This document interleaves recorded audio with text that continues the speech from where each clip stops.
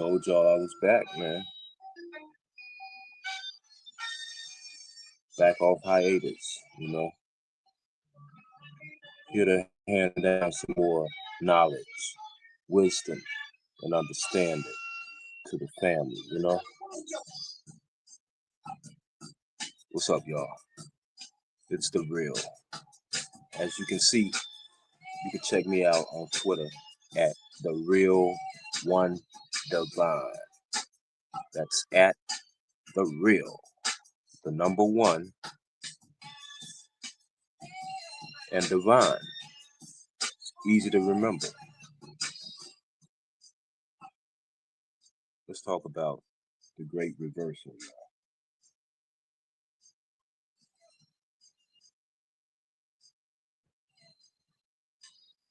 Yeah, let's talk about the great reversal. The great reversal, y'all. How to undo the Trump era bullshit and reclaim the future. When the world is burning, you don't just put out the fire, you build something better in its ashes. You know, we're in the age of unraveling right now. It's a brief period, you know, it might last 2 years, it might last 3 years, but this is the age of unraveling in the United States of America. Ladies and gentlemen, we are living in the aftermath of a political earthquake, to say the least. In just 100 days of a second Trump term, the United States has not only stepped away from the world stage, it has set the stage itself on fire. From gutting global health programs to threatening nuclear war, from abandoning allies to embracing autocrats, the Trump administration has launched a full-scale assault on the liberal world order that America itself built after World War II. But, folks, this is not just a talk about despair. This is a talk about reversal, as I mentioned earlier. This is about reclamation, about rebuilding. The damage report first, y'all. What has Trump undone since he's been in that White House? Let's be clear, y'all. This is not politics as usual. This is systemic demolition. The global health sabotage that Cankles has run on the world, he cut off 12.4 billion, that's billion with a B, in global health funding, ending programs like PEPFAR, that's PEPFAR, that saved millions from HIV/AIDS. The result, an estimated 3.3 million preventable deaths per year. And let's talk about the climate chaos. He withdrew from the Paris Agreement again, revoking $4 billion in climate aid to vulnerable nations. And he dismantled early warning systems for extreme weather, all in 100 days. He's alienated our allies. He humiliated Ukraine's president, undermined NATO, and threatened to annex Canada and Greenland. Yes, annex Canada. Wow. This scientific regression is off the chains, y'all. He froze some health grants. He kneecapped clean energy and defunded research institutions like a dumbass, jeopardizing America's edge in technology, education, and innovation. Human rights. Let's talk about the human rights rollback this motherfucker has implemented. He banned transgender people from the military, reinstated aggressive policy, and revived family separations at the border. Wow, this isn't just a policy shift, it's a civilizational retreat, so to speak. The philosophy of reversal. why we must think bigger. We cannot simply resist, we must reverse. But reversal is not about returning to the past, it's about leapfrogging forward. We're not going back.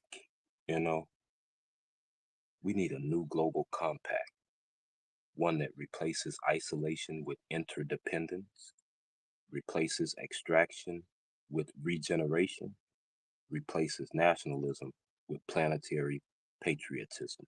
We must out innovate, out organize, and out moralize the forces of regression.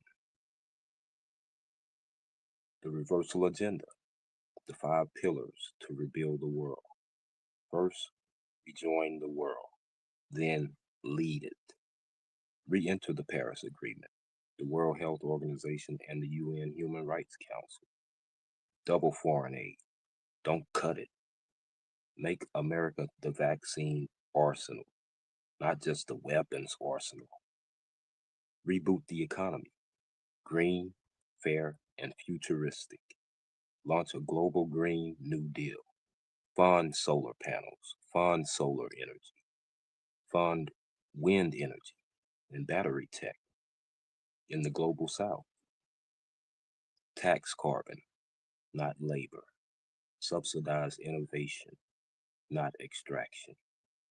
Restore truth and defend science, media, and democracy. Create a National Truth Commission to investigate disinformation campaigns and all other else bullshit this motherfucker has spewed. You know, protect the whistleblowers, the scientists, and the journalists.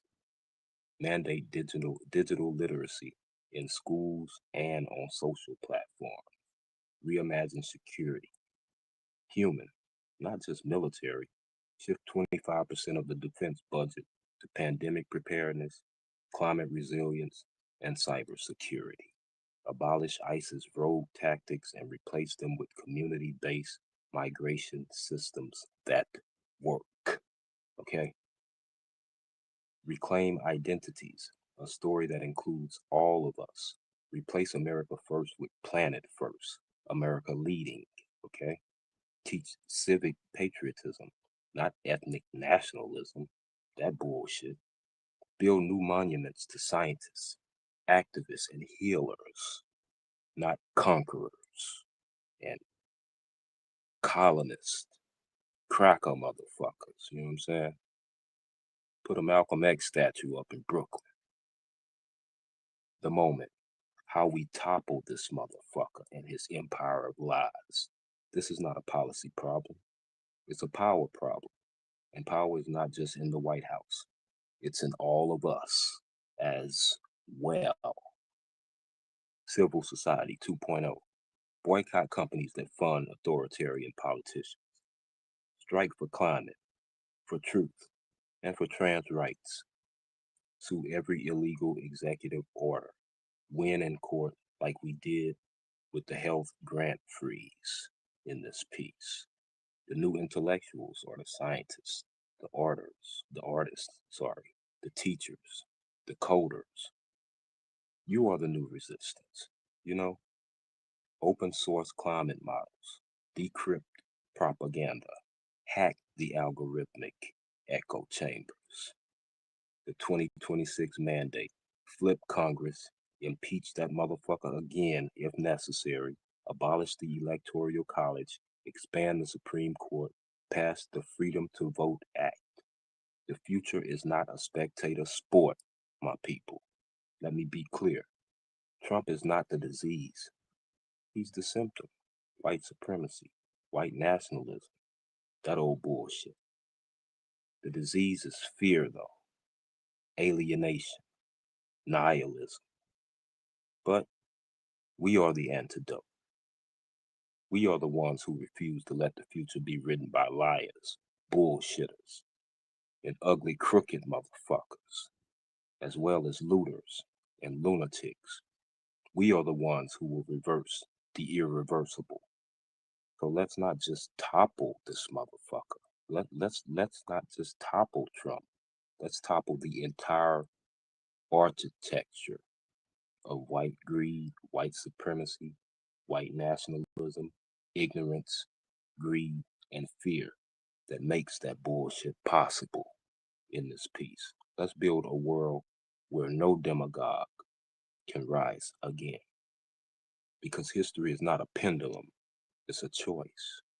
And we choose reversal. We choose revolution. We choose the future. The arc of history doesn't bend itself. We bend it. Thank you.